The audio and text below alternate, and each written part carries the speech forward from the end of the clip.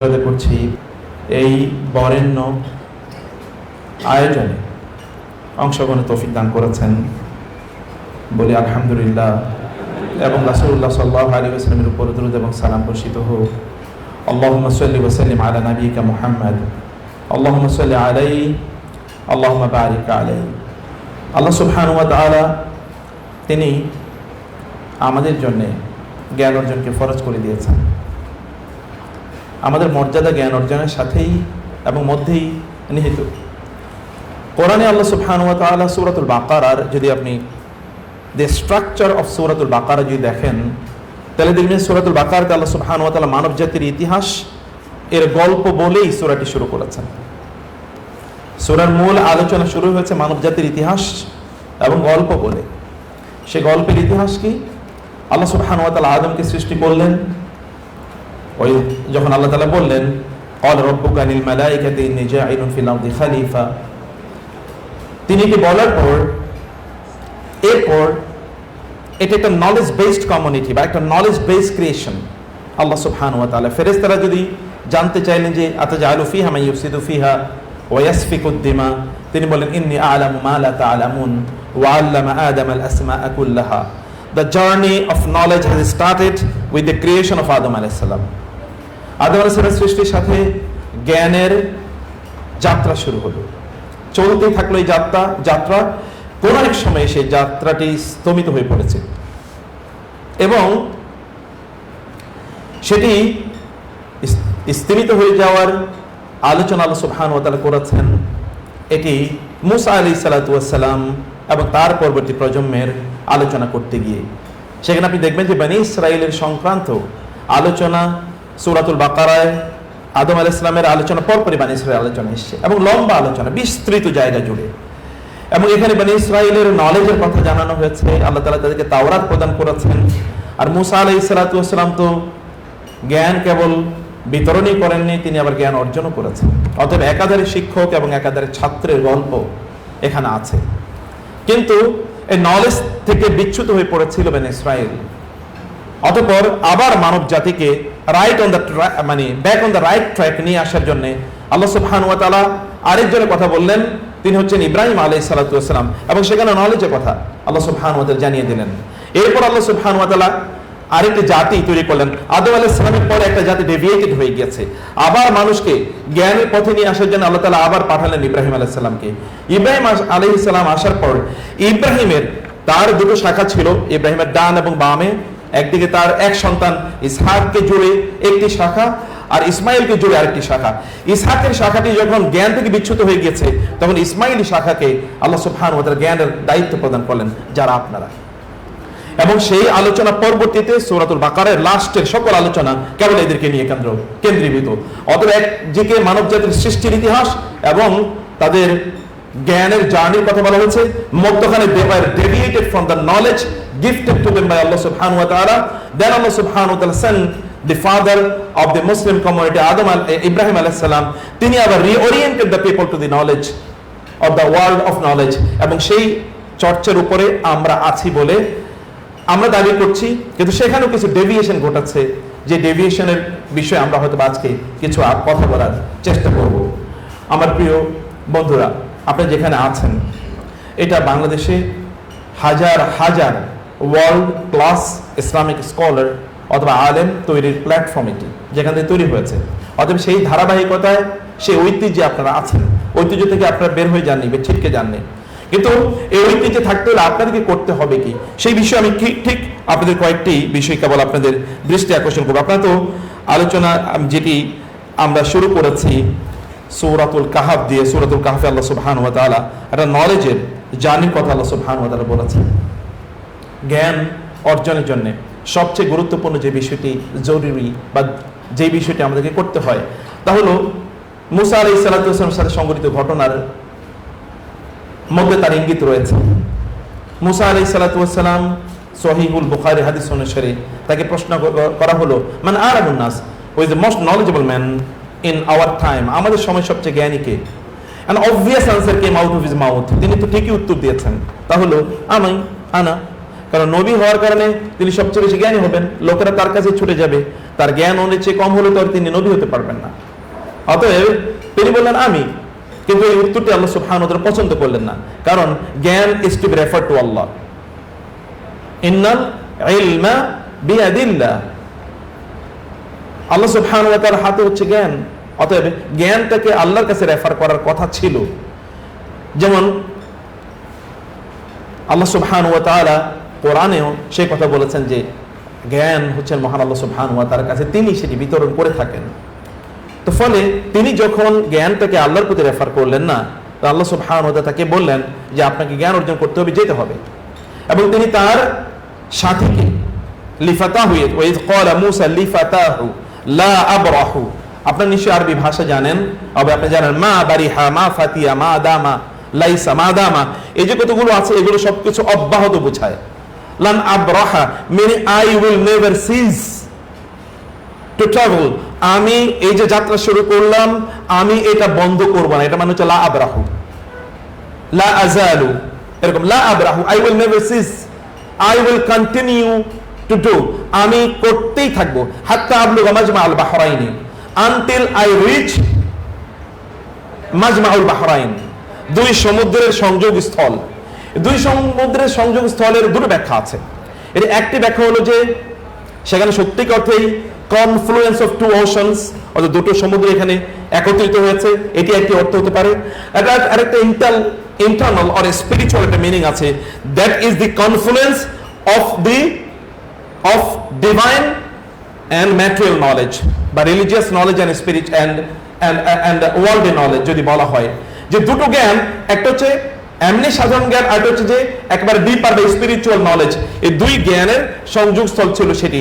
অর্থাৎ খিদির আলাইহিস সালাতু ওয়াস সালাম কাছে তিনি গেলেন এবং তারপরে খিদিরকে বললেন আমি আপনার সাথে হাল আত্তাবিউকা আলা আন তুআল্লিমানি মিম্মা উল্লিমতা রুশদা, শব্দ চয়নের দিকে একটু তাকান, যে গিয়ে নবী বলছেন হাল আত্তাবিউকা, would you please allow me, আপনি কি আমাকে অনুমতি দেবেন, an attabi'uka, so that I can follow you, I can become your student, your follower, যেন আমি আপনার একজন সাথী হতে পারি, আমি আপনার একজন অনুসারী হতে পারি। আলা আন তুআল্লিমানি মিম্মা উল্লিমতা Rushda, on the condition that you will give me the knowledge or you will teach me of the knowledge which has been gifted to you by Allah, আল্লাহ আপনাকে যে জ্ঞান দিয়েছেন তা থেকে আপনি আমাকে একটু জ্ঞান দেবেন, আমি এই শর্তে আমি আপনার সাথে থাকতে চাই। তিনি কি বললেন, ইন্নাকা লান তাসতাতিয়া মাইয়া সাবরা, তুমি তো আমার সাথে ধৈর্য ধারণ করে থাকতে পারবে না। ওয়া কাইফা তাসবিরু আলা মা লাম তুহিব বিহি খুবরা, যে ব্যাপারে তোমার পূর্ব অভিজ্ঞতা নাই বা আপনার পূর্ব অভিজ্ঞতা নাই, সেই জায়গায় আপনি কিভাবে এটি করবেন, আপনি থাকবেন কিভাবে আমার সাথে। আপনি জানেন যে মুসা আলাইহিস সালাতু ওয়াস সালামের ব্যাপারে আমাদের অনেক এরকম আমাদের যতটুকু আমরা বুঝেছি অথবা শুনেছি, তিনি খুবই রাগী রবি ছিলেন এবং এই কারণে তিনি একবার মালাকুল মউতকে থাপ্পড় দিয়ে তার কি চোখ বন্ধ করে ফেলেছেন, এরকম অনেক ঘটনা আছে। একবার এক কিপ্তিকে তিনি থাপ্পড় দিয়েছেন, কিপ্তি সেখানে মারাই গিয়েছে। এরকম খুবই রাগী নবী ছিলেন। আসলে তিনি রাগী নবী ছিলেন না, তিনি যে জাতির কাছে এসেছেন ওই জাতির সাথে সর্বদা রাগান্বিতই থাকা লাগে, প্রায় এরকম একটা টাইপ ইহুদি জাতি, মানে এরা এরকম একটা টাইপের ছিল। মুসা আলাইহিস সালাতু ওয়াস সালাম তিনি ধৈর্য ধরে খিদির আলাইহিস সালাতু ওয়াস সালামের সাথে থাকার সত্ত্বে তার ছাত্রত্ব তিনি গ্রহণ করলেন। বাকি ইতিহাস আমাদের জানা আছে। এবং সর্বশেষ পর্যন্ত তিনি তিনটি ঘটনার প্রেক্ষাপটে কি তিনি তিনবার জিজ্ঞেস করে ফেললেন, যেটি তার করার কথা ছিল না। রাসূলুল্লাহ সাল্লাল্লাহু আলাইহি ওয়াসাল্লাম বললেন, সহিহ বুখারী হাদিসে এসেছে, আহা আমার ভাই মুসা যদি আরেকটু ধৈর্য ধারণ করতো তাহলে আমরা এর মাধ্যমে খিদিরের মাধ্যমে আরো অনেক কিছু আমরা জানতে পারতাম। খিদিরের কথা কোরআনে আসলে কিন্তু হাদিসে এসেছে। খিদির অথবা আল খাদের, the ever green, the mister green, মানে সদা সর্বদা কি তিনি সজীব, জ্ঞানের মাধ্যমে সজীব। এর কথা কোরআনে আসেনি নাম, কিন্তু হাদিসে তার নাম এসেছে। জ্ঞান অর্জনের ক্ষেত্রে সর্বপ্রথম সবচেয়ে গুরুত্বপূর্ণ যে জিনিসটি আমাদেরকে করতে হয় তা হলো যে ধৈর্য ধারণ করে এই পথে আমাদেরকে চলতে হয়। আপনি যদি সত্যিকার অর্থে স্কলার হতে চান তাহলে আপনাকে তাই করতে হবে। বাকি বিন মুখাল্লাদ এর নাম কেবলমাত্র আপনাদেরকে বলি, বাকি বিন মুখাল্লাদ তিনি ছিলেন মূলত আন্দালুসিয়ার অধিবাসী। তিনি শুনলেন ইরাকে একজন বড় স্কলার আছে, তার নাম হচ্ছে আহমদ ইবনে হাম্বল, কিন্তু তিনি গরিব। সে আন্দালুসিয়া থেকে আহমদ ইবনে হাম্বলের কাছে ইরাকে আসার জন্য অনেকগুলো দেশ পার হয়ে আসতে হবে এবং তিনি গরিব, তার কাছে তো টাকাও নাই। বাকি বিন মুখাল্লাদ তিনি চিন্তা করলেন, তাহলে let me start on my own feet, আমি পায়ে যাত্রা করা শুরু করব। আন্দালুসিয়া থেকে তিনি চলে আসলেন আল মাগরেবে, আল মাগরেব থেকে আল জাজায়েরে, আল জাজায়ের থেকে তিনি আসলেন তিউনিসিয়া, তিউনিসিয়া থেকে লিবিয়া, লিবিয়া থেকে মিশর, মিশর থেকে তিনি আসলেন ফিলিস্তিন, ফিলিস্তিন থেকে জর্ডান, এরপরে তিনি আসলেন হচ্ছে ইরাকে। সবগুলো জায়গা পায়ে হেঁটে এসেছেন। আসার পর তিনি শুনলেন যার কাছে তিনি জ্ঞান অর্জন করতে এসেছেন already is in prison, put in the prison, তাকে কারাগারে নিক্ষেপ করা হয়েছে। যে খলকুল কোরআন, তখনকার মুতাজিলাদের প্রেক্ষাপটে তাকে তিনি বলেছেন যে কোরআন মাখলুক না, কোরআন আল্লাহর সিফাত, তারা বলেছে কোরআন মাখলুক। এই দ্বন্দ্বে তাকে কারাগারে নিক্ষেপ করা হলো। 2 বছর পায়ে হেঁটে আসার পর শুনলেন যে তিনি যার কাছে এসেছেন তিনি অলরেডি কারাগারে। করবেন কি? উদ্ভ্রান্তের মধ্যে ঘুরে বেড়াচ্ছিলেন। কেউ কেউ বলেন এখানে ইয়াহিয়া বিন মাঈন নামে একজন বিখ্যাত মুহাদ্দিস আছে, অর্থাৎ তার কাছে শেখ আছে, তার কাছে যান, তার কাছে আপনি জ্ঞান অর্জন করেন। তিনি চিন্তা করলেন আমি এসে কার কাছে জ্ঞান অর্জন করার জন্য, আর আমাকে কোথায় যেতে বলেন। কিন্তু তারপর তিনি ভাবলেন ঠিক আছে সেখানে যাব। তিনি সেখানে গেলেন, গিয়ে দেখলেন যে কোথায় ইয়াহিয়া বিন মাঈন আর কোথায় উনি প্রথম 3-4 দিন স্ট্রাগল করলেন তার কথা শোনার জন্য, কথাই শুনতে পাচ্ছিলেন না। এখনকার মধ্যে তার মাইক্রোফোন ছিল না, অতএব তার সামনে হাজার শিক্ষার্থী, উনি কথা বলেন, সবাই এই কথা শুনে, একেবারে পেছনে যারা আছে তারা শোনে না। তিনি ভাবেন করণীয় কি? জিজ্ঞেস করেন ভাই করণীয় কি? ওনার কাছাকাছি যেতে হলে কি করতে হবে? বলে ওনার কাছে যেতে হলে একদিন আগে এসে সিট বুকিং দেওয়া লাগবে। এখন সিট তো বুকিং দেওয়া যায় না, করণীয় কি? আগামীকাল সকালে তার ক্লাস শুরু হবে ফজরের পর, তিনি বুকিং দেওয়া মানে হলো আগের দিন দুপুরের মধ্যে এসে এখানে জামা কাপড় নিয়ে এসে এখানে থেকে যেতে হবে, এখানে শুয়ে থাকতে হবে। আপনার যদি ইয়েতে কখনো বরিশালের দিকে লঞ্চে যদি গিয়ে থাকেন তাহলে দেখবেন আগে গিয়ে ওইখানে জায়গা নিয়ে থাকতে হয়, আদারওয়াইজ আপনি যেতে পারবেন না, বসে থাকতে হবে অথবা কষ্ট করে যেতে হবে। অথবা আগের দিন কমপক্ষে 24 ঘন্টা আগে অথবা 18-20 ঘন্টা আগে গিয়ে ওইখানে শুয়ে থাকতে হবে, এখানে আসর, মাগরিব, এশা, ফজর, এরপর এখানে বসে যেতে হবে, আদারওয়াইজ ওইখানে জায়গা পাওয়া যাবে না। তিনি সিদ্ধান্ত নিয়ে এটাই করবেন, আর তার তো থাকার জায়গা নেই।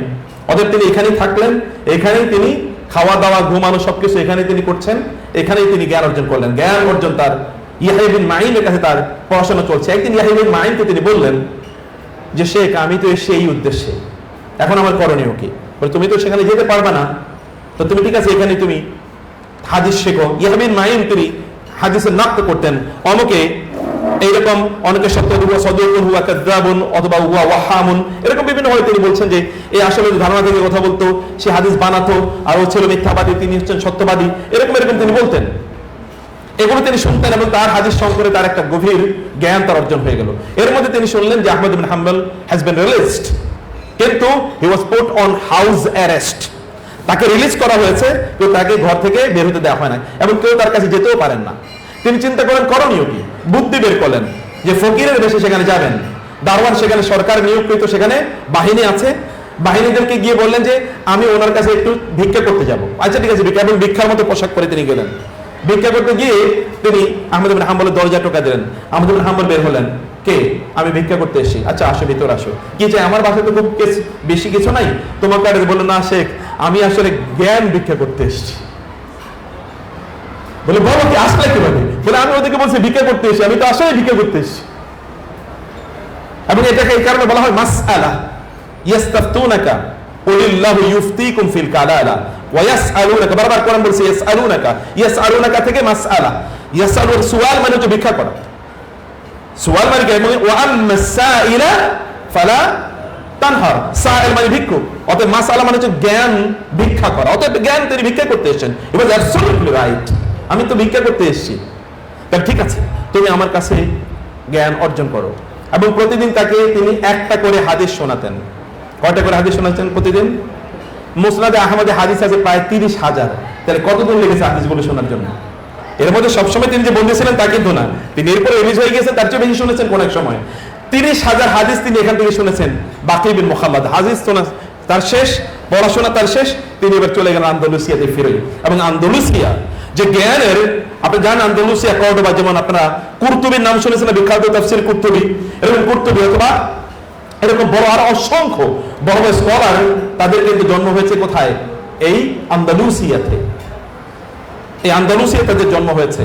তারা এই যে কালচার অফ নলেজ সেখানে স্টার্ট করেছেন এই বাকি বিন মুখাল্লাদরা। It is because of the patience and the forbearance they have shown in order to achieve knowledge, জ্ঞান অর্জন করার জন্য তারা যে ধৈর্য ধারণ করেছেন। বাকি বিন মুখাল্লাদের যদি না থাকতো তাহলে হয়তো মুসনাদ ইবনে হাম্বলের এত বিশাল বড় হাদিসের ভান্ডার হয়তো আমাদের কাছে পৌঁছতো না, তো তারা সেই কাজগুলো আমাদের জন্য করে গেছেন। এরকম আরো বহু ঘটনা আছে, আপনারা যদি জেনে থাকেন নিশ্চয় আপনারা জানেন। এবং আবু হানিফা রাহিমাহুল্লাহর ছাত্র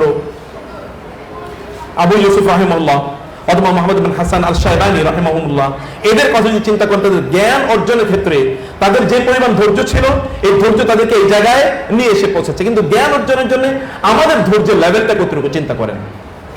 আমাদের এখন সবচেয়ে বড় প্রবলেম হচ্ছে জ্ঞান অর্জনের ক্ষেত্রে কনসেন্ট্রেশনের অভাব। আমরা এখন প্রচন্ড ডিস্ট্রাক্টেড ওয়ার্ল্ডে বসবাস করি। এন্ড সামটাইমস আমি নিজেও কিন্তু খুবই অস্বস্তি ফিল করি যখন নামাজে দাঁড়াই, 1 মিনিটের নামাজে আমাদের মনোযোগ থাকে না। তাহলে how much distracted we are, আমরা কি পরিমাণ ডিস্ট্রাকশনের মধ্যে থাকি, ফোকাস আমাদের নাই, অ্যাটেনশন নাই, lack of attention, lack of attention, অ্যাটেনশনের ভয়াবহ অভাব। আপনি একটা বই পড়তে বসেন তো দেখেন তো আপনি কতক্ষণ বইটা পড়তে পারবেন। আপনি ক্লাসে কনসেন্ট্রেশন ধরে রাখেন তো দেখেন তো কতক্ষণ কনসেন্ট্রেশন ধরে রাখা যাবে। এবং আপনি আলোচনায় শোনেন, দেখেন কতক্ষণ আপনি আলোচনা শুনতে পারছেন। এর মধ্যে আপনি দেখবেন যে বারবার আপনার অ্যাটেনশন নষ্ট হয়ে যাচ্ছে, বারবার আপনার অ্যাটেনশন অন্য জায়গায় চলে যাচ্ছে, এটা আপনি দেখবেন। অর্থাৎ অ্যাটেনশনটা তৈরি করার জন্য বা আমাদের কনসেন্ট্রেশনটা তৈরি করার জন্য আমাদেরকে কাজ করা দরকার। এটাই ধৈর্যের মাধ্যমে আমাদের তৈরি হবে। পড়ুন, পড়তে থাকুন। এবং এই কারণে 2 নম্বর যে বিষয়টি বলতে চাই এর সাথে সম্পৃক্ত, তখন যে রিড, রিড অ্যান্ড রিড, পড়ুন, পড়ুন এবং পড়ুন।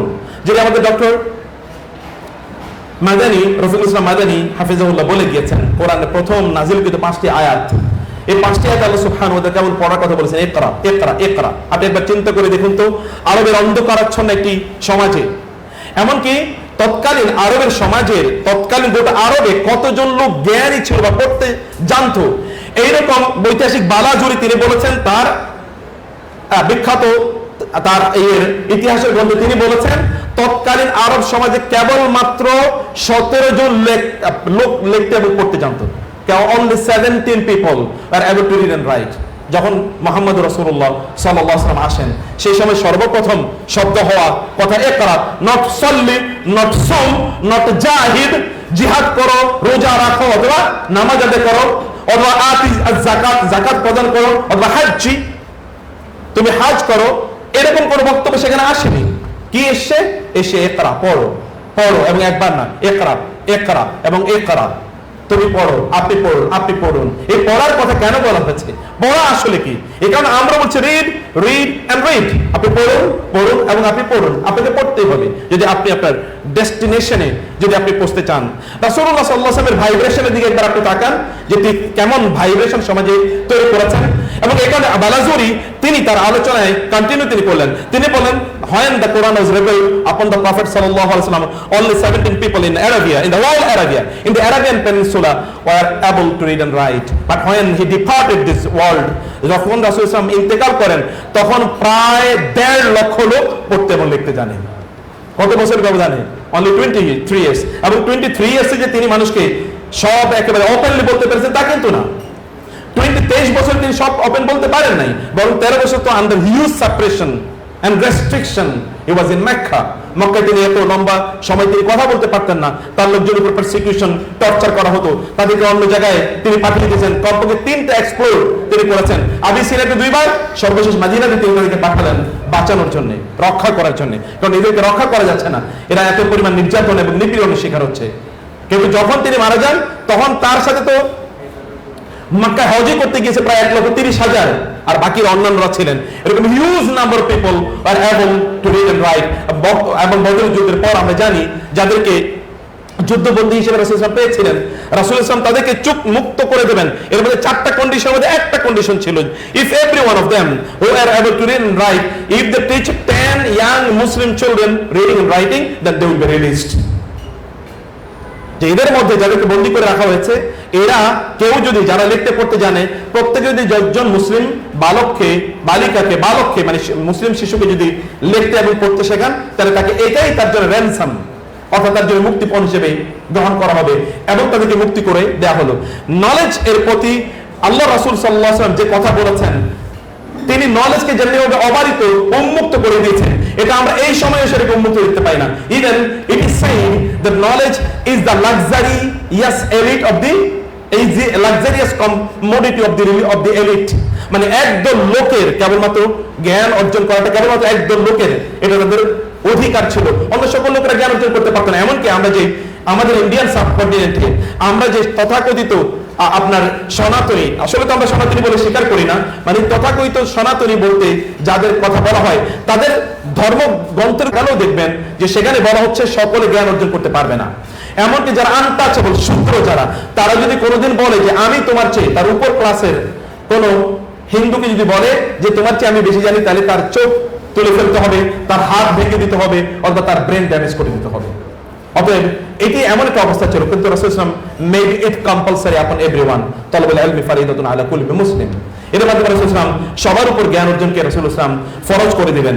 ফলে জ্ঞান এটাকে রাসূলুল্লাহ সাল্লাল্লাহু আলাইহি ওয়াসাল্লাম তিনি একদল লোকের থেকে, তাদের অধিকার থেকে এটা কমন মানুষের দায়িত্বে তিনি নিয়ে আসলে যে জ্ঞান অর্জন করতে হয়। এবং এই কারণে আল্লাহ সুবহানাহু ওয়া তাআলা আমাদের উপর জ্ঞান অর্জনকে ফরজ করে দেওয়ার কারণে ফাআলাম, কোরআনে যেটা আল্লাহ তাআলা বলেছেন তুমি জেনে রাখো, এই জ্ঞান অর্জন করার কারণে মুসলমানদের জ্ঞান থেকে বিরত থাকা মুসলমানদের জন্য হারাম।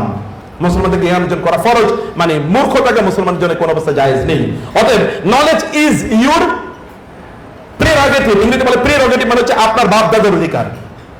You have inherited this property from your forefathers. আমরা আমাদের পিতামাতার কাছ থেকে, পূর্বপুরুষদের কাছ থেকে উত্তরাধিকার সূত্রে জ্ঞান পেয়েছি। আদম আলাইহিস সালাম, ইব্রাহিম আলাইহিস সালাম, অতঃপর মুহাম্মদুর রাসূলুল্লাহ সাল্লাল্লাহু আলাইহি ওয়াসাল্লাম এর মাধ্যমে। মুসলিমদের জ্ঞানের মধ্যে ছিল আল মুতাফান্নিনুন। ভালো করে খেয়াল করবেন, আমি কয়েকটা পয়েন্ট কেবল আপনাদেরকে বলছি। আল মুতাফান্নিনুন ছিল মুসলমানরা। মুসলমানদের জ্ঞানে কোনোদিন এক কেন্দ্রিক ছিল না, তারা ছিল মাল্টি, অর্থাৎ ভার্সাটাইল নলেজের অধিকারী। এটাকে বলা আল মুতাফান্নিনুন। আপনি যদি মুসলিম স্কলারশিপের দিকে তাকান, তাহলে যেমন একাধারে তিনি বিশাল বড় যোদ্ধা, যেমন আব্দুল্লাহ ইবনে মুবারক, তার যুগে তিনি সবচেয়ে বড় ফকিহ, তার যুগে তিনি সবচেয়ে বড় মুহাদ্দিস, as well as he was the greatest warrior in his time. তার সময়ে তিনি ছিলেন সবচেয়ে বড় যোদ্ধা। কিভাবে?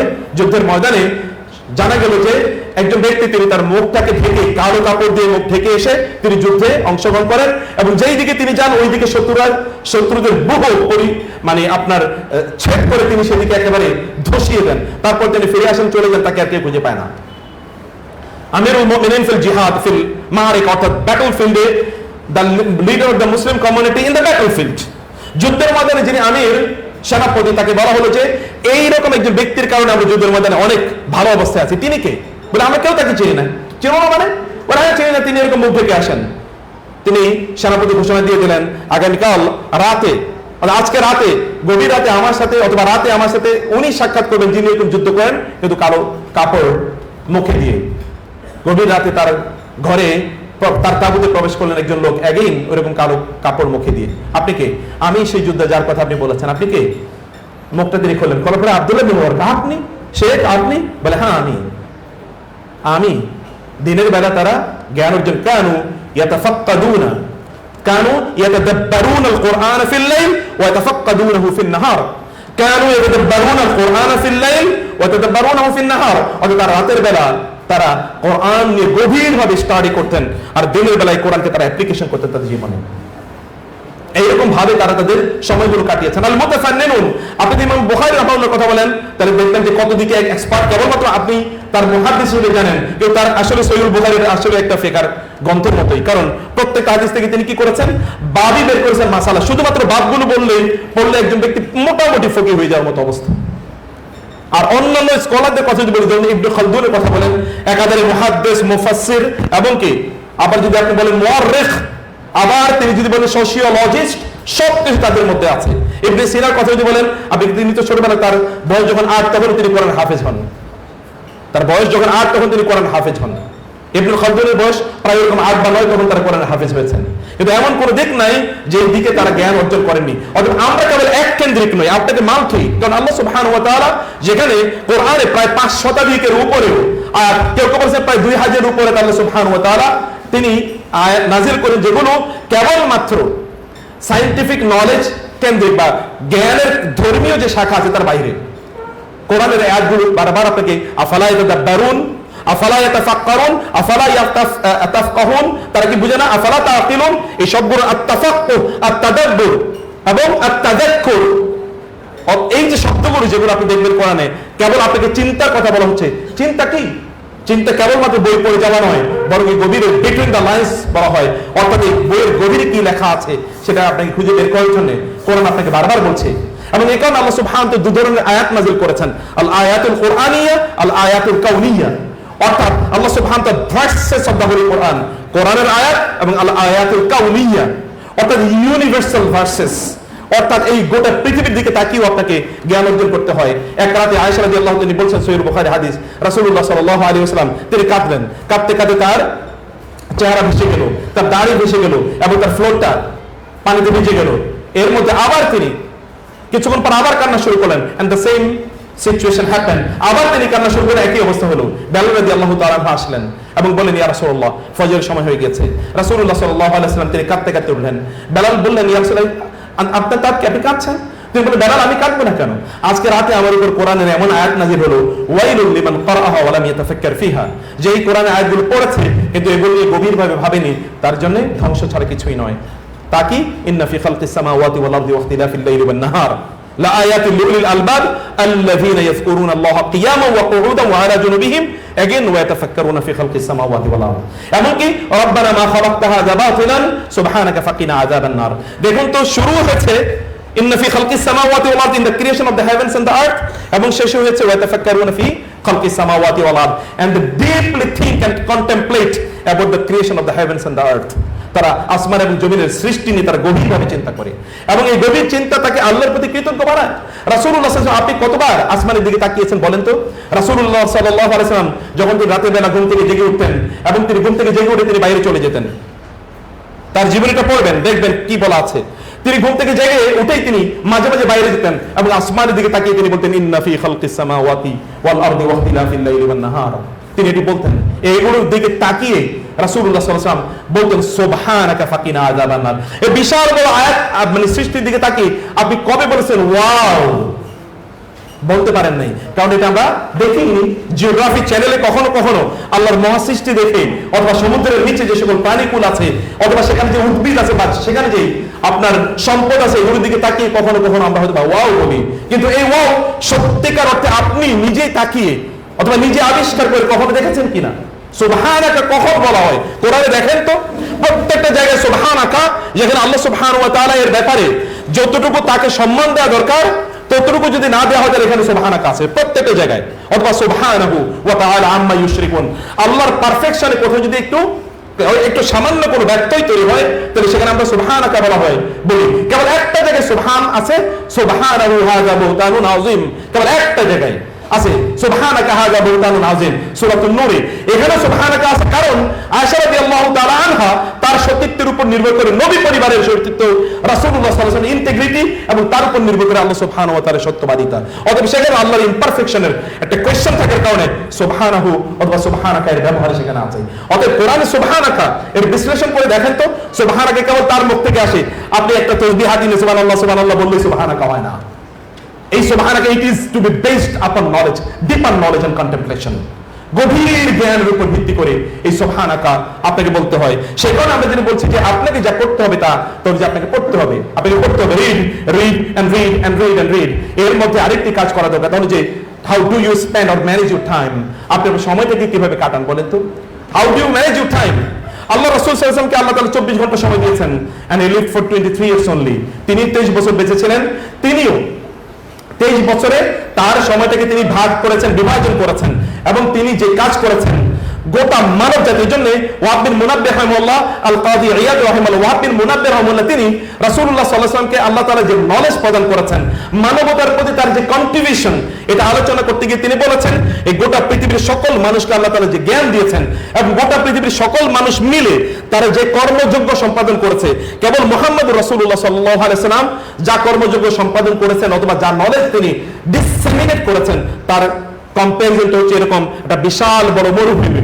মরুভূমিতে যত বালিকণা আছে, সকল বালিকণার তুলনায় একটা বালিকণা যতটুকু গোটা পৃথিবীর সকল মানুষের নলেজ এবং গোটা পৃথিবীর সকল মানুষের কন্ট্রিবিউশন, এটা হচ্ছে একটা বালিকণার মতো, আর রাসূল একটা হচ্ছে গোটা মরুভূমির সমান।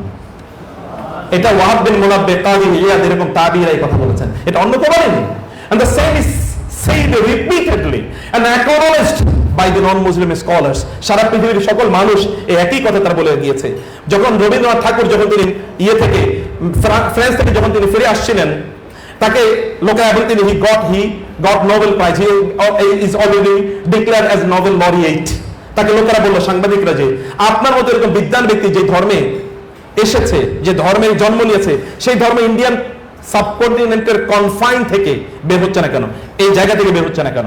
তিনি বললেন, আমাদের ধর্মে এমন কোন সিঙ্গুলার পার্সোনালিটি নাই যাকে আমরা আদর্শ হিসেবে গ্রহণ করতে পারি, যিনি সকল মানব জাতির এমন কোন দিক নাই যে দিকে তিনি কন্ট্রিবিউট করেন না। এরকম কোন ব্যক্তি নাই, সিঙ্গুলার এরকম কোন ব্যক্তি নাই, যার কারণে আমরা আসলে মানুষের কাছে আবেদন তৈরি করতে পারি না। We cannot attract and inspire the people.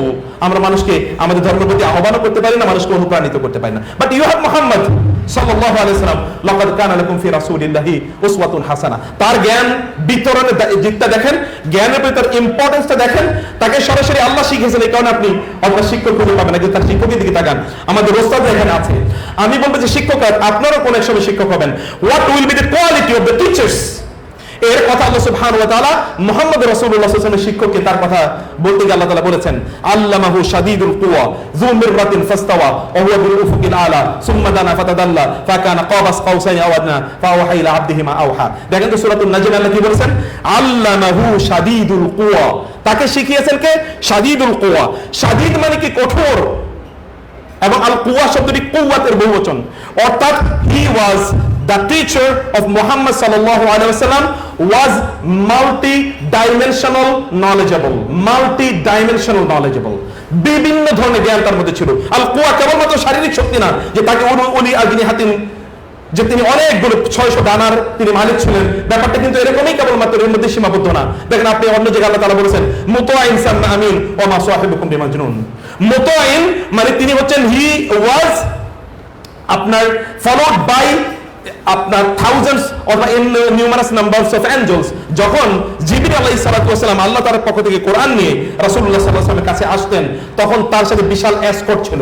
Escort মানে যে বিশাল বাহিনী নিয়ে তিনি আল্লাহ তাআলার কাছ থেকে কোরআন নিয়ে আসতেন। কখনো কখনো কোন সূরা নাজিল করার সময় 70,000 এঞ্জেল জিবরিলের সাথে আসতেন, কোন কোরআন অথবা কোন আয়াত অথবা কোন সূরা নিয়ে আসার সময়। এরকম একটা মুতাইন সামনা আমিন and he was very much trustworthy. অতএব জিবরিল আলাইহিস সালাম এটা ছিল একজন শিক্ষকের কোয়ালিটি। শিক্ষকরা ওস্তাদরা আছেন, আমরাও সেই দায়িত্ব স্বীকার করছি যে আমাদেরও এখানে কেবলমাত্র বললে চলবে না, আমাদের হয়তো জ্ঞান ওই লেভেলের জ্ঞান অর্জন করতে হবে, so that we can impress our students, our followers, যেন আমরা তাদেরকে বলতে পারি যে হোয়াট ইজ দ্য ওয়ে, রাস্তা কি, পথ কি, যেটা যেন আমরা তাদেরকে এই কথা বলতে পারি। সেজন্য আমি আপনাদেরকে বলি যে how do you manage your time. আপনি আব্দুল্লাহ ইবনে সাল্লাম রাদিয়াল্লাহু তাআলার নাম শুনেছেন, কেউ বলে আব্দুল্লাহ ইবনে সালাম অথবা আব্দুল্লাহ ইবনে সাল্লাম, যাই হোক না কেন, both of this names are correct. যিনি ছিলেন মদিনার ইহুদিদের পণ্ডিত, ইহুদিদের নেতা তিনি ছিলেন। রাসূলুল্লাহ সাল্লাল্লাহু আলাইহি ওয়াসাল্লাম মদিনায় গেলেন, লম্বা কাটিং লং স্টোরি শর্ট, তিনি মদিনায় গেলেন। মদিনায় যাওয়ার পর রাসূল সাল্লাল্লাহু আলাইহি ওয়াসাল্লামের কাছে তিনি দৌড়ে আসলেন এবং তিনি ইসলাম গ্রহণ করলেন। আমি সেই কথা বলছি না, কিন্তু আব্দুল্লাহ ইবনে সাল্লাম রাদিয়াল্লাহু তাআলা তিনি how would he manage his time, তিনি তার সময়টাকে কিভাবে ব্যবহার করতেন। তিনি তার সময়টাকে 3টা ভাগে বিভক্ত করতেন এবং এর মধ্যে শাতরুন, এর মধ্যে একটা সময় one part of these 3 parts, এই 3 ভাগের একটা ভাগকে আব্দুল্লাহ ইবনে সালাম রাদিয়াল্লাহু তাআলা আনহু তিনি ব্যবহার করতেন লিতিলাওয়াতি ওয়া কিরাআতি তাওরাত ওয়াল ইনজিল।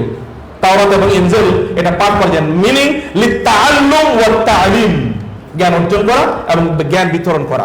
ইন্নামাল ইলমু বিত্তাআল্লুমি, জ্ঞান অর্জন হয় মূলত কি, জ্ঞানই হয় মানুষ জ্ঞান অর্জনের পথে, জ্ঞান অর্জনের মাধ্যমে। অথবা জ্ঞান অর্জন করার পথে তিনি তার সময়ের 3 ভাগের 1 ভাগ সময় এখানে তিনি ব্যয় করতেন, আর 1 ভাগ সময় তিনি ব্যয় করতেন হচ্ছে তার খেজুরের বাগানে, আর 1 ভাগ সময় তিনি ব্যয় করতেন যে জ্ঞান তিনি অর্জন করেছেন এই জ্ঞান তার নিজের জীবনে বাস্তবায়ন করার ক্ষেত্রে।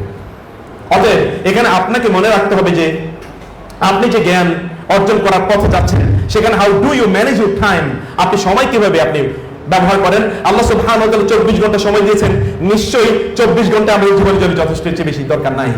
এই একদিনে এই 24 ঘন্টাকে আপনি কি করেন বলেন? এই পৃথিবীর সবচেয়ে যারা জ্ঞানী বা বিজ্ঞানী ব্যক্তি তারা কতটুকু সময় পেয়েছেন? ইমাম আবু হানিফা রাহিমাহুল্লাহ নিশ্চয়ই তার চেয়ে বেশি সময় পান নাই। অথবা আব্দুল্লাহ ইবনে আব্বাস রাদিয়াল্লাহু তাআলা আনহু, আব্দুল্লাহ ইবনে আব্বাস রাদিয়াল্লাহু তাআলা জ্ঞান অর্জন ইতিহাস আপনাদের জানা দরকার এবং তার জীবনীটা পড়বেন। আপনি একটা বই পড়বেন, তা হচ্ছে সুওয়ারুম মিন হায়াতিস সাহাবা, আরবিতে বইটা পড়বেন, amazing book in Arabic, Abdur Rahman Rafat Pasha, সুওয়ারুম মিন হায়াতিস সাহাবা অথবা সুওয়ারুম মিন হায়াতিত তাবিঈন এবং সুওয়ারুম মিন হায়াতিস সাহাবিয়াত, 3টি বই আছে তার। এর মধ্যে তিনি আব্দুল্লাহ ইবনে আব্বাস রাদিয়াল্লাহু তাআলা গল্প তিনি উল্লেখ করেছেন। আব্দুল্লাহ ইবনে আব্বাস রাদিয়াল্লাহু তাআলা আনহু, তিনি তো ইয়াং যখন দা প্রফেট সাল্লাল্লাহু আলাইহি ওয়াসাল্লাম ডাইড, রাসূল সাল্লাল্লাহু আলাইহি ওয়াসাল্লামের ইন্তেকালের পর তিনি সাহাবায়ে কেরামদের মধ্যে যারা এখন অবশিষ্ট ছিলেন তাদের কাছে তিনি যেতেন। এবং কখন যেতেন? তিনি সেখানে যেতেন সকালে অথবা দুপুরে অথবা বিকালে, কখনো কখনো দুপুরে তিনি গিয়ে সেখানে বসে থাকতেন, তারা একটু কাইলুলা নিচ্ছেন, অথবা সকালবেলা সেখানে গিয়ে বসে থাকতেন, তারা নামাজ পড়া হলে বাসায় গিয়েছেন, এখন তারা তাদের পরিবারের সময় দিচ্ছেন, এই সময় তিনি ওইখানে গিয়ে তার চাদরটা বিছিয়ে তিনি এখানে বসে থাকতেন। বাতাস এর মাধ্যমে ধুলোবালি এসে তার মুখে পড়তো, তারপর তিনি এখান থেকে সরতেন না। সেখান থেকে হয়তো উবাই রাদিয়াল্লাহু তাআলা আনহু অথবা অন্যরা কেউ, উবাই বিন কাব অথবা অন্যরা কেউ সেখান থেকে বের হয়ে বলতেন, ইয়া ইবনে আম্মা রাসূলিল্লাহ, ইয়া ইবনে আম্মি রাসূলিল্লাহ, রাসূলের চাচাতো ভাই আপনি এখানে? বলে হ্যাঁ। বলে কেন? আপনি আমাকে খবর দিলে তো আমি যেতাম। বলে না, ইন্নাল ইলমা লা ইউতা ওয়ালা ইয়াতি, ইন্নাল ইলমা ইউতা ওয়ালা ইয়াতি, জ্ঞানের কাছে যেতে হয়, জ্ঞান আসে না। You will have to go to the knowledge or go to the man of knowledge. তারা আপনার কাছে আসবে, ব্যাপারটা এরকম না। আমি আপনার কাছে এই জন্য এসেছি। কি জন্য এসেছেন? আমার একটা হাদিস জানতে হবে। যেমনি জাবের ইবনে আব্দুল্লাহ রাদিয়াল্লাহু তাআলা আনহু মিশরে গিয়েছেন একটা হাদিস জানার জন্য। ইট ওয়াজ ট্রাভেল অফ 6 মান্থস। তিনি সেখানে গিয়েছেন একটা মাত্র হাদিস জানার জন্য। অতএব তিনি সেখানে গিয়েছেন, তার কাছ থেকে তিনি হাদিস শুনলেন অথবা কোনো একটা নলেজ, জ্ঞান অর্জন করলেন। জ্ঞানীদেরকে তিনি এভাবে, এবং এখানে যায়েদ ইবনে সাবিত রাদিয়াল্লাহু তাআলা আনহুকে তিনি রাস্তায় দেখলেন। যায়েদ ইবনে সাবিতের তিনি তার ঘোড়ার অথবা উটের লাগামটা ধরে তিনি হেঁটে টেনে নিয়ে যাচ্ছেন। জানবেন, ইয়া ইবনে আম্মি রাসূলিল্লাহ, আপনি কি করছেন? আল্লাহ রাসূল এর পরিবারকে সম্মান করা আমাদের দায়িত্ব। তিনি তাড়াতাড়ি সেখান থেকে নেমে তার হাতে চুম্বন দিয়ে বলতেন যে আপনি বলেন কি করছেন। তিনি অথবা তার কপালে হাতের চুম্বন দিয়ে বলতেন যে আমাদেরকে আল্লাহ রাসূল সাল্লাল্লাহু আলাইহি ওয়াসাল্লাম বলেছেন জ্ঞানীদেরকে এভাবে সম্মান করতে, অথবা আমি সম্মান করলাম, আপনার কাছ থেকে আমি এটা জানতে চাই। এভাবে তিনি জ্ঞান অর্জন করলেন। এমন একটা সময় আসলো যে সেই সময়ের সকল নলেজের ভান্ডার হচ্ছে কার কাছে? আব্দুল্লাহ ইবনে আব্বাসের কাছে। শুধু তাই না, এই জন্য তৎকালীন যারা বিখ্যাত মুসলিম স্কলার যেমন আনাস বিন মালিক রাদিয়াল্লাহু তাআলা আনহু, তিনি বলছেন যে ইবনে আব্বাসের অবস্থাটা এরকম গিয়ে দাঁড়ালো যে ইবনে আব্বাস যখন কথা বলেন তখন তার চেয়ে নলেজেবল আর কাউকে আমরা দেখি না। যখন তিনি ইবাদতে দাঁড়ান তখন তার চেয়ে ভালো আবেদ আমি কাউকে দেখি না। এবং ইবনে আব্বাসের কাছে, তার বাসার কাছে অথবা হাজার খানেক লোক লাইন দিয়ে থাকতো প্রতিদিন। এবং এমন একটা অবস্থা দাঁড়ালো যে তিনি এখন দিনগুলো আলাদা করে ফেললেন। প্রথমে তিনি আলাদা আলাদা লোক ঢোকাতেন যে কারা কোরআন সম্পর্কে জানতে চায়, কোরআনের তাজবিদ সম্পর্কে জানতে চায়, তাদেরকে এখন আসতে দাও। ঘর ভর্তি হয়ে যেত, তাদেরকে তিনি সকল প্রশ্নের উত্তর দিয়ে বলতেন যাও। এবার কারা তাফসীর সম্পর্কে জানতে চায়, তাদেরকে আনো। এবার কারা আরবের তৎকালীন জাহেলি যুগের কবিতা আলাইকুম বিআশআরিল আরাবিয়্যা আল জাহিলিয়া, আরব জাহেলি যুগের কবিতাগুলো তোমাদের জানা দরকার। ফাইন্না ফিহা দীনুকুম, কারণ এর মধ্যে তোমাদের দ্বীন আছে, তোমাদের ধর্মের কথা এখানে বলা আছে। ওমর রাদিয়াল্লাহু তাআলা বলতেন। অতএব তিনি এবার কারা আরবের কবিতা সম্পর্কে জানতে চাও আসো, তাদেরকে আনা হতো। আচ্ছা ঠিক আছে, এবার কে হাদিস সম্পর্কে জানতে চাও, কে ফিকহ সম্পর্কে জানতে চাও, কে সিরাত সম্পর্কে জানতে চাও, কে তারিখ সম্পর্কে জানতে চাও, কে মিরাস সম্পর্কে জানতে চাও, কি সম্পর্কে জানতে চাও, বিভিন্ন গ্রুপ, এই গ্রুপের লোকেরা এসে এবার তাদের কথা বলে তারপরে চলে যেত। এরপরে দেখা গেল এভাবে তিনি আর সময় দিতে পারছেন না, কারণ লোক সংখ্যা বেড়ে গেছে। এবার তিনি বললেন আর একদিন হচ্ছে সপ্তাহের 7 দিন, একদিন হচ্ছে তাফসীরের জন্য, তাফসীর যারা জানতে চায় তারা কেবল এই দিন আসতে পারবে, অন্যদিন তারা আসতে পারবে না। A man who was very much young when the prophet died, রাসূল সাল্লাল্লাহু আলাইহি ওয়াসাল্লাম যখন মারা যান তখন তিনি একেবারেই ছোট, আর যখন তিনি বুড়ো হয়ে গিয়েছেন তখন তাকে বলতো ফাতাল কুহুল, সকল বৃদ্ধদের, মানে তিনি নিজেও কে বৃদ্ধ, কিন্তু আসলে কি তিনি বৃদ্ধ না। যেটা কবি নজরুল বলেছে, বয়সকে কখনো, যৌবনকে কখনো বয়সের ফ্রেমে বেঁধে রাখা যায় না। বহু বৃদ্ধ লোক আছে তারা যুবকদের চেয়ে অনেক যুবক, আবার বহু যুবক আছে যারা বৃদ্ধের চেয়ে বেশি বৃদ্ধ। কিন্তু আব্দুল্লাহ ইবনে আব্বাস রাদিয়াল্লাহু তাআলা আনহু তিনি কোনোদিন বৃদ্ধ হন নাই, অর্থাৎ নলেজ তাকে কোনোদিন বৃদ্ধ বানায় নাই। তিনি এইরকম একজন ব্যক্তিতে পরিণত হয়েছেন। জ্ঞান তাকে এই জায়গায় নিয়ে গেছে। পৃথিবীর সকল মানুষ এখনো যদি আপনি যদি হাদিসের কথা আমি বাদ দিলাম আর তাফসীরের কথা বলেন, তাহলে তাফসীরে কি নাই যেটা ইবনে আব্বাসের সূত্রে আসে নাই রাদিয়াল্লাহু তাআলা আনহু? সবই কোনো না কোনো ভাবে সামহাও আর আদার ইবনে আব্বাস রাদিয়াল্লাহু তাআলা আনহু অথবা তার ছাত্র ইকরিমা বা এরকমের মাধ্যমে আপনাকে পেতে হবে। এই জ্ঞান অর্জন কেবলমাত্র তিনি এমনি করেন নাই, তিনি এর জন্য সময় ব্যয় করেছেন, তিনি তার টাইমটাকে ম্যানেজ করেছেন, সময়ের ব্যবস্থাপনা। আপনাদের সময়টা কোথায় যায় বলেন?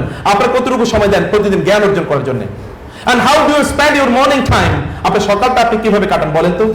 রাসূলুল্লাহ সাল্লাল্লাহু আলাইহি ওয়াসাল্লাম সকালে কিভাবে তিনি সময় কাটিয়েছেন? আপনি জ্ঞান অর্জন করার জন্য যাত্রাটা শুরু করেন কখন? ও কোরআন আল ফজর, ইন্না কোরআন আল ফজরি কানা মাশহুদা। রাসূলুল্লাহ সাল্লাল্লাহু আলাইহি ওয়াসাল্লাম বলেছেন আল্লাহুম্মা বারিক লি উম্মতি ফি বুকুরিহা। সকাল বেলায় আপনার জ্ঞান অর্জনের যাত্রাটা কিভাবে শুরু হয়, কখন শুরু হয়? Do you start your journey of knowledge before the break of dawn? সকালবেলা ফজরের আজানের আগে কি আপনার জ্ঞানের যাত্রা শুরু হয় কিনা? যদি if you cannot start that, at that time or before the break of dawn, then you are at loss.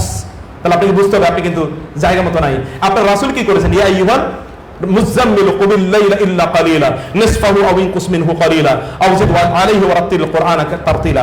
মনে রাখবেন, জ্ঞান কেবলমাত্র পড়ে অর্জন করা যায় না। কিছু জ্ঞান আছে অথবা জ্ঞানের অধিকাংশই এটা আল্লাহ সুবহানাহু ওয়া তাআলা থেকে আসে। ওয়া আল্লামনাহু মিন লাদুন্না ইলমা ওয়া আল্লামনাহু মিন লাদুন্না ইলমা, আমার পক্ষ থেকে আমি তাকে শিখিয়েছি। অথবা জ্ঞান অর্জন করতে হলে আপনাকে মহান আল্লাহ সুবহানাহু ওয়া তাআলার কাছে যেতে হবে। জ্ঞানের জন্য একটা সময় আপনাকে একেবারে সেপারেট করে দেন। এই সময়টা কোনো অবস্থায় আপনি কম্প্রোমাইজ করবেন না, এবং প্রয়োজন আপনার সোশ্যাল তথা কথিত সোশ্যাল টাইমিংটাকে কমিয়ে দেন এবং এটাকে আপনার জ্ঞান অর্জনের জার্নিতে আপনি রূপান্তরিত করেন। মনে রাখবেন, আপনার এই হচ্ছে this is the golden time of your life. আপনার জীবনের শ্রেষ্ঠতম সময় আপনি কাটাচ্ছেন। এই সময় আপনি যা অর্জন করে নেয়ার তা আপনাকে করে নিতে হবে, এরপর আর সময় পাবেন না। তারপর আপনি বিয়ে শাদী করবেন, সংসার হয়ে যাবে, বাচ্চারা একদিকে কান্নাকাটি করবে, মায়ের জামা কাপড় ধরে টানবে, ছেলে বাবারা আপনাকে বলবে তুমি বিয়ে করেছো, তোমার সংসার হয়ে গেছে, অথবা চাকরি বাকরি খুঁজে যাবেন, ইত্যাদি বহু কিছু এখানে আপনার তখন তৈরি হয়ে যাবে। ফলে আপনাকে এখনই হাই টাইম, কারণ আপনার এখনকার মূল পরিচয় হচ্ছে আপনি স্টুডেন্ট, আপনি শিক্ষার্থী, সিকার অফ নলেজ। এবং সিকার অফ নলেজের জন্য আল্লাহ সুবহানাহু ওয়া তাআলা কি করেন? ওয়া ইন্নাল মালাইকাতা লাতাজনাহু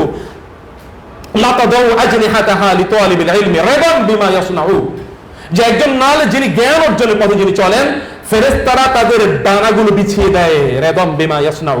এই ব্যক্তি যা করছে তার প্রতি সন্তুষ্ট হয়ে ফেরেশতারা ডানা বিছিয়ে দেয়। এখন আপনি মর্যাদার সর্বোচ্চ শিখরে বসবাস করছেন, অবস্থান করছেন, এবং আল্লাহ সুবহানাহু ওয়া তাআলা এর পথে আপনি আছেন। কারণ মান সালাকা তরিকান ইয়ালতামিসু ফীহি ইলমান সাহহালাল্লাহু লাহু তরিকান ইলা জান্নাত। আপনি জান্নাতের পথে আছেন।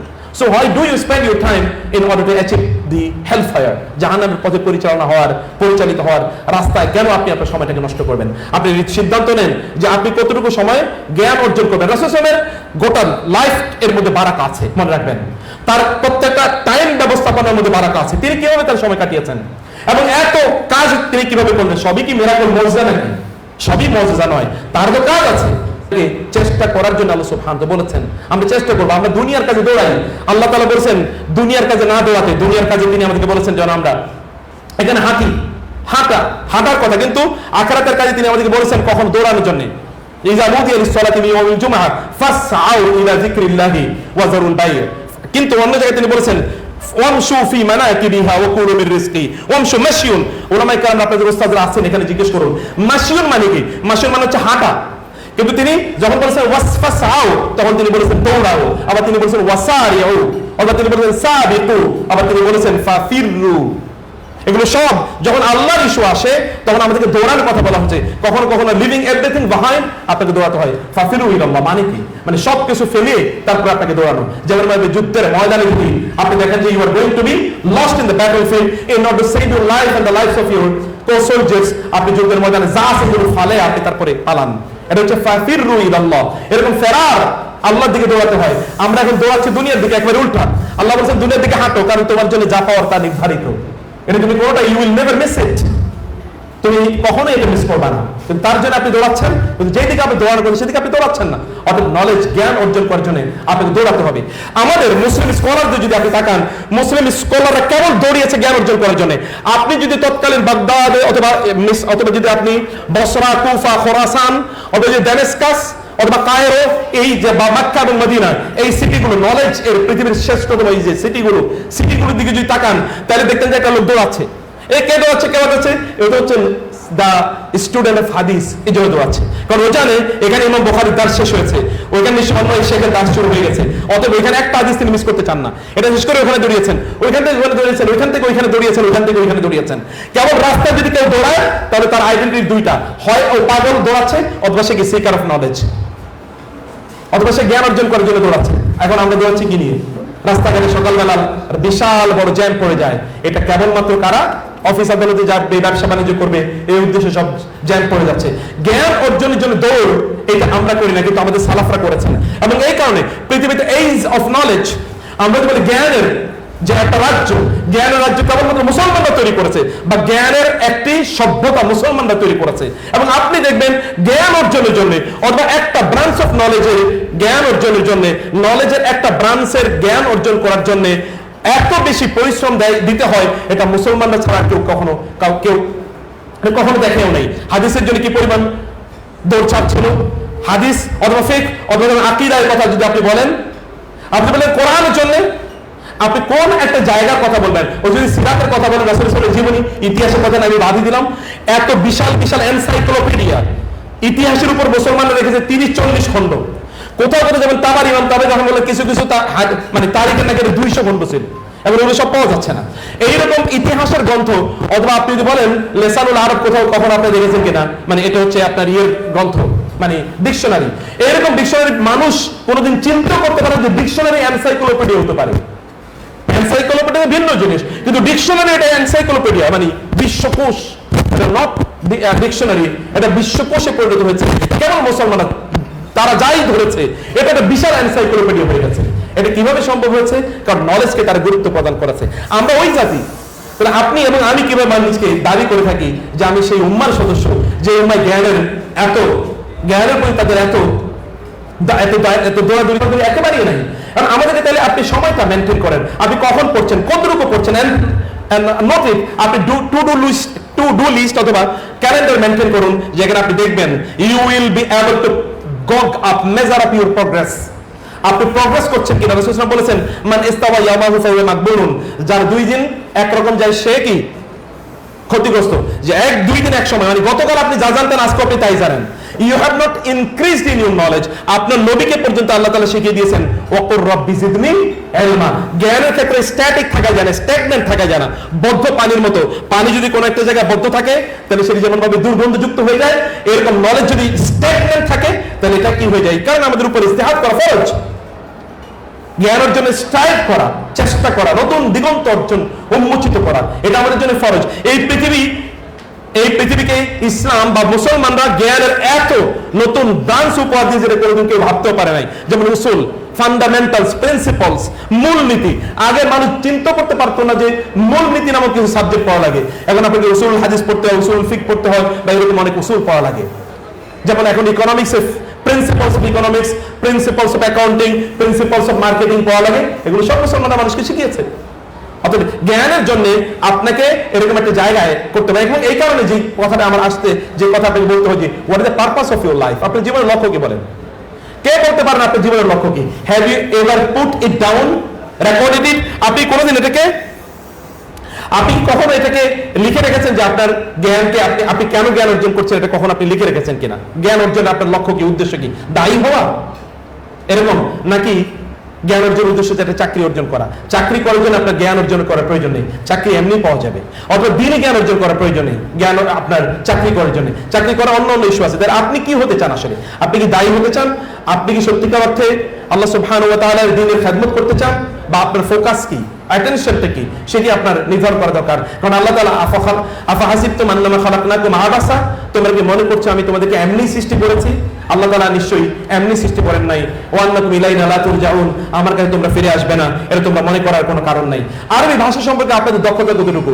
আমাদের মাদ্রাসার ছাত্ররা তারা জ্ঞান অর্জনে পিছিয়ে যাচ্ছে কেবলমাত্র আরবি ভাষায় তাদের দক্ষতা তৈরি হয়নি এই কারণে। আপনি বলেন তো কোরআনের প্রত্যেকটা শব্দ নিয়ে আপনাকে কথা বলতে হবে। যেমন ধরেন সূরাতু আন-নূর, আল্লাহ তাআলা বলেছেন সূরাতুন। কেন বলা হলো সূরাতুন? কোরআনে তো কোথাও আগে আল্লাহ তাআলা বলেন নাই সূরা নাযিল করেছে, এখানে কেন বললেন সূরাতুন? আনজালনাহা কেন বললেন আনজালনাহা? কেন তিনি বললেন না নাযালনাহা? সূরাতুন শব্দটাকে কেন নাকের রাখা হলো? কেন এটাকে মারিফা করা হলো না? সূরা শব্দটাকে আগে আনা হলো কেন? এটা কি আল্লাহ তাআলা বলতে পারতেন না কদ আনজালনা সূরাতান, আমরা একটা সূরা নাযিল করেছি? আনজালনা কেন বলা হলো? পরবর্তীতে আবার দবিন আনা হলো কেন? এবং ওয়াফারাদনাহা, ফারাদা মানে কি? এই ফরজ কি, এইখানে আসলে কি ফরজ করা হয়েছে? আবার কেন আনজালনা ফিহা, এবং এখানে আবার কি আয়াতিন বাইয়িনাতিন? বাইয়িনাত মানে কি? আয়াত মানে কি? বাইয়ানাত প্রত্যেকটা শব্দ নিয়ে একবার চিন্তা করে দেখেন তো, আপনার একটা শব্দের মধ্যে তো আপনাকে হয়তো কয়েক ঘন্টা জড়িয়ে থাকতে হবে। এরপর আল্লাহ সুবহানাহু বললেন আয-যানিয়াতু ওয়াজ-যানি ফাজলিদু কুল্লা ওয়াহিদিন মিনহুমা মিআতা জালদা। কেন আল্লাহ তাআলা আগে বলেন আয-যানিয়াতু? আগে তিনি কেন বলেন আয-যানি? শব্দটা কেন আগে আনা হলো? শব্দটা কেন পরে নেওয়া হলো? আর তাকদীম ও তাখির কোরআনে এটা খুবই গুরুত্বপূর্ণ। আপনারা বালাগা ভাষায় নিশ্চয়ই এগুলো পড়বেন। এটা গুরুত্বপূর্ণ, কেন আগে আনা হলো, কেন পরে নিয়ে আসা হলো? আল্লাহ সুবহানাহু ওয়া তাআলা হুইমসিক্যালি, যে মানুষের মতো করে তিনি বলেন নাই যে আমি এটা পরে আনলাম অথবা আমি এটা আগে আনলাম এই কারণে। অতএব এই সকল জিনিসগুলো আপনাকে জ্ঞানের এইগুলো জানা দরকার। এই জন্য রাসূলুল্লাহ সাল্লাল্লাহু আলাইহি ওয়াসাল্লাম তিনি ছিলেন আফসাহুল আরব, আরবদের মধ্যে তিনি সবচেয়ে ভাষার ক্ষেত্রে তিনি ছিলেন অতুলনীয়। ওমর রাদিয়াল্লাহু আনহু বলেছেন তোমরা আরবি ভাষা শেখো, কারণ তোমাদের দিন এটা হচ্ছে আরবি ভাষায়। আপনি যদি কোরআন এবং হাদিস বুঝতে চান তাহলে আপনাকে আরবি ভাষা বুঝতে হবে, গভীর জ্ঞান অর্জন করতে হবে। ইমাম শাফি রাহমাতুল্লাহ তিনি মানুষকে পড়াতেন মূলত হাদিস, কিন্তু তার আগে তিনি আরবি ভাষা শেখাতেন। তাকে বলা হলো যে আপনি তো মানুষকে হাদিস পড়াচ্ছেন, তাহলে আপনি আরবি ভাষা পড়াচ্ছেন কেন আগে? তিনি বললেন আরবি ভাষা যদি আমি তাদেরকে না পড়াই তাহলে তারা হাদিস বলতে গিয়ে তারা ভুল করে ফেলবে। ইবনে তাইমিয়া রাহমাতুল্লাহ বলেছেন তাআল্লুমুল লুগাতিল আরাবিয়্যাতি হাতমুন ওয়াজিবুন, জ্ঞান অর্জন করার জন্য আরবি ভাষা জ্ঞান অর্জন করা হচ্ছে ফরজ প্রত্যেকের জন্য। এবং তিনি বলেছেন সমাজে কুফর, শিরক এবং বেদাত এগুলো কেবলমাত্র চলছে আরবি ভাষার জ্ঞান এর অভাবে।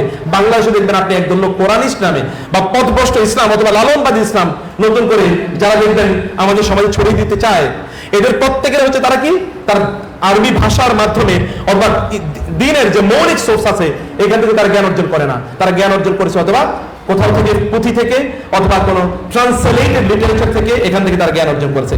আপনাকে জ্ঞান অর্জন করার জন্য নিশ্চয়ই আপনাকে আসতে হবে আরবি ভাষার কাছে, যে আপনি আরবি ভাষা কতটুকু আপনি জানেন। এবং লাস্ট যে কথাটি আমি আপনাদেরকে বলবো তাহলে যে সুস্থ থাকতে হবে আপনাকে জ্ঞান অর্জন করার জন্য। সুস্থ থাকুন, শারীরিক ব্যায়াম করুন, কসরত করুন, দৌড়ান। আল্লাহ রাসূল সাল্লাল্লাহু আলাইহি ওয়াসাল্লাম তিনি বলেছেন আল মুমিনুল কাওয়িয়্যু খায়রু ওয়া আহাব্বু ইলাল্লাহ মিনাল মুমিনিদ দাঈফ।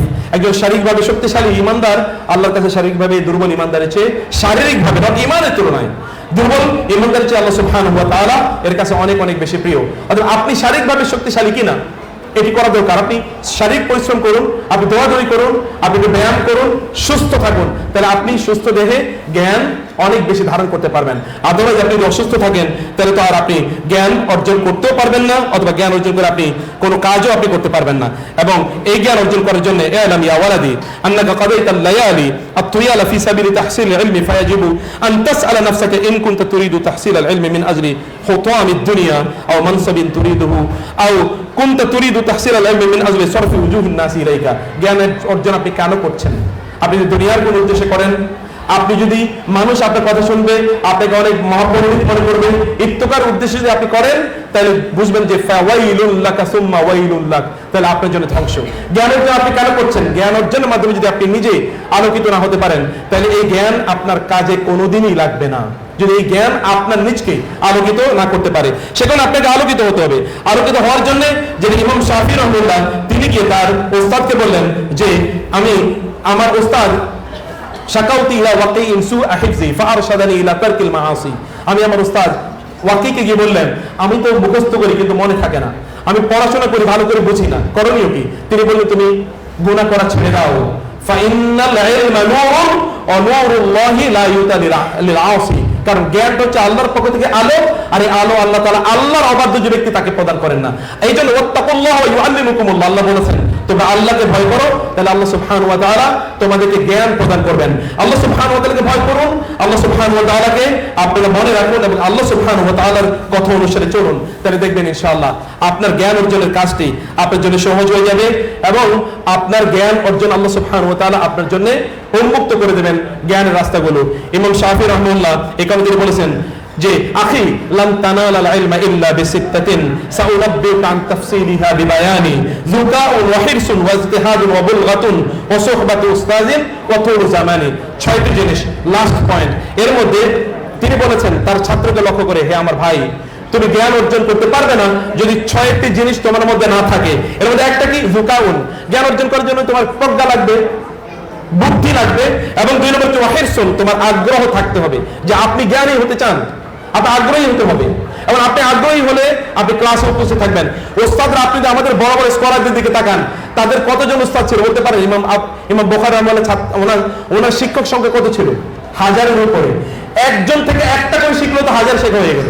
আপনি ক্লাসে উপস্থিত থাকবেন না, আপনি অনেক বড় স্কলার হবেন, এটা কোনোদিন চিন্তাই করবেন না, ভাববেন এটা কখনো। অথবা আপনাকে শতভাগ ক্লাসে উপস্থিত হতে হবে, আপনাকে ক্লাসে আসতে হবে এবং আপনাকে পড়াশোনা করতে হবে।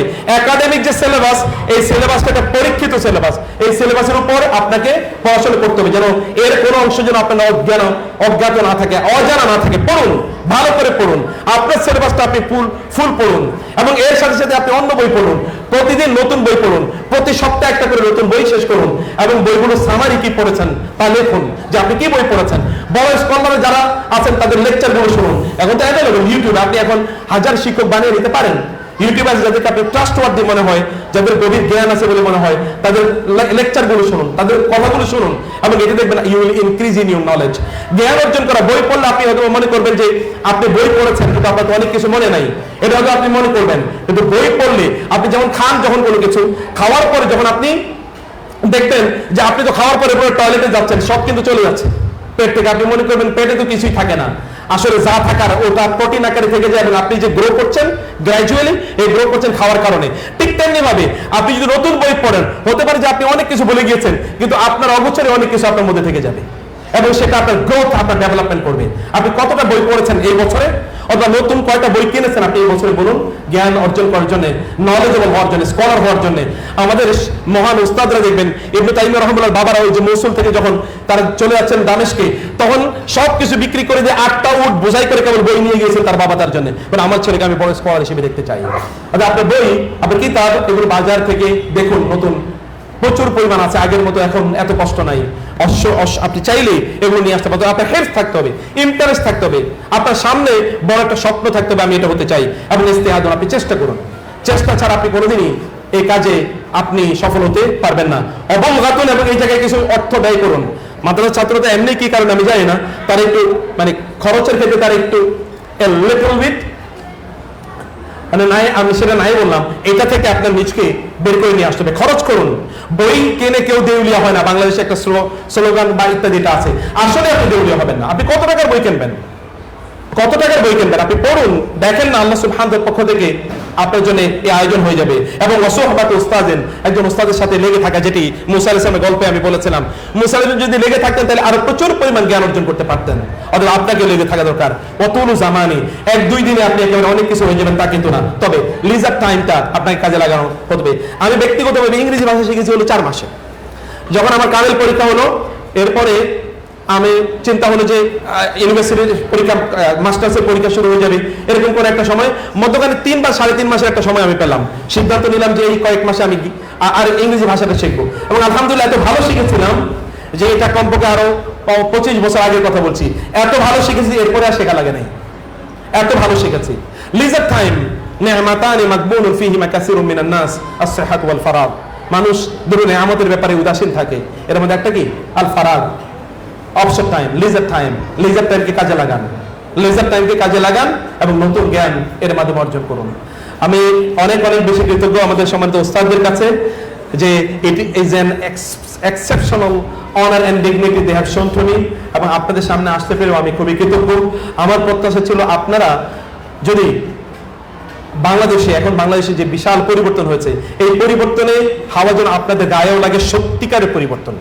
আমরা এখন যেমন শেখরা জানেন, এখন আমাদেরকে 1000 জন লোক দেওয়া দরকার, বিভিন্ন জায়গায় তারা দায়িত্ব পালন করবে। এখন আমরা বলবো যে ইসলামী বিশ্ববিদ্যালয়ের, কুষ্টিয়া ইসলামী বিশ্ববিদ্যালয়, ইসলামী আরবি বিশ্ববিদ্যালয়, আমাদের এখন কমপক্ষে 20 জন লোক দরকার, যারা এডুকেশনে তারা দক্ষ, মানে শিক্ষাবিদ এবং শিক্ষা ব্যবস্থাপনা। নলেজ কেবলমাত্র আপনার অর্জন ইস্যু না, নলেজ ডিসেমিনেটেড এবং ম্যানেজমেন্টের ইস্যু। নলেজও কিন্তু ম্যানেজ করতে হয়। যেমন ডক্টর রফিকুল ইসলাম মাদানী বলছিলেন যে উনি সব এরকম তার কবজের মধ্যে রাখতেন, মানে কবজার মধ্যে তিনি রাখতেন। Knowledge is to be managed. ইউরোপিয়ানরা নলেজ ম্যানেজ করেছে। এক ব্রিটিশ কাউন্সিল গোটা পৃথিবী থেকে বিলিয়নস অফ ডলার্স প্রতি বছর ইনকাম করে নিয়েছে, বিলিয়নস। আপনি তো জানেন ইংল্যান্ডের সবচেয়ে বড় ব্যবসা হলো এডুকেশন, ইংল্যান্ডের এবং অস্ট্রেলিয়ার এখন সবচেয়ে বড় ব্যবসা হলো এডুকেশন। শিক্ষার ব্যবসা করে তারা, আর আমরা মুসলমানরা কই শিক্ষার ব্যবসা করি। সারা পৃথিবীতে সবচেয়ে বড় বড় বিশ্ববিদ্যালয়গুলো কয়টা আছে মুসলমানদের দেশে?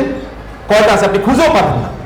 আমাদের বাংলাদেশেই তো ঢাকা বিশ্ববিদ্যালয়ের তার শ্রেষ্ঠত্ব হলো 10 টাকায় সিঙ্গারা, সমুচা এবং কি 1 কাপ চা পাওয়া যায়। আর অক্সফোর্ডে কি পাওয়া যায়, হার্ভার্ডে কি পাওয়া যায়? নোবেল প্রাইজ যারা পেয়েছে কয়জন মুসলমানদের দেশ থেকে পেয়েছে, অথবা কয়জন মুসলমান পেয়েছে? অথবা আমরা এরকম knowledge management is very important. Knowledge management, এই ম্যানেজমেন্ট আমরা করতে পারি না। এই ম্যানেজমেন্ট এখন ধরুন আমাদের এরকম টিচার দরকার, আমরা টিচার খুঁজে পাচ্ছি না, যাদেরকে আমরা বলবো বাইতুল মোকাররমে খতিব দেওয়া হবে, খতিব খুঁজে পাচ্ছি না, কাকে বলা হবে? তাহলে আপনার you can fill up this gap. আপনি প্রিপারেশনে যে আমি আগামী 5 বছর নিজকে প্রিপেয়ার করবো, অন্য কোনো দিকে তাকাবো না, 5 বছর নিজকে প্রিপেয়ার করবেন, and you will see the miracles. আপনি 5 বছর যা অর্জন করবেন, এটা হতে পারে যে আপনার গোটা জীবনকে আলোকিত করে দেবে। কিন্তু ইউ নিড ডিসিশন, আপনাকে সিদ্ধান্ত নিতে হবে। সিদ্ধান্ত plan, plan and plan, plan, plan and plan. Plan করুন, প্ল্যান করুন, প্ল্যান করুন, প্ল্যান ছাড়া আপনি ব্যর্থ হবেনই, আর প্ল্যান করলে আপনি ব্যর্থ হবেনই না ইনশাআল্লাহ। থ্যাংক ইউ ভেরি মাচ, জাযাকুমুল্লাহ খায়ের। আপনাদেরকে অনেক অনেক ধন্যবাদ কষ্ট করে ধৈর্য ধরে এতগুলো কথা শোনার জন্য। ইনশাআল্লাহ কোনো এক সময় যদি আপনাদেরকে দেখি যে বাংলাদেশের বড় আলেম অথবা স্কলার, বুদ্ধিজীবী হিসাবে আপনার পরিচিত হয়ে উঠেছেন, আপনারা ফাংশন করছেন, সেই দিন হতে পারে যে আমাদের যে প্রত্যাশা আছে, তৃষ্ণা আছে, এটা মিটবে। সবাইকে মহান আল্লাহ সুবহানাহু ওয়া তাআলা উম্মার সম্পদে পরিণত হওয়ার তৌফিক দান করুন। আল্লাহুম্মা আমিন। হাযা সাল্লাল্লাহু সুবহানাহু ওয়া তাআলা নবিয়ানা মুহাম্মদ ওয়া আলিহি ওয়া সাহবিহি আজমাইন। সুবহানাকাল্লাহুম্মা ওয়া বিহামদিক আশহাদু আল্লা ইলাহা ইল্লা আনতা আস্তাগফিরুকা ওয়া আতুবু ইলাইক। ওয়াসসালামু আলাইকুম ওয়া রাহমাতুল্লাহি ওয়া বারাকাতুহু।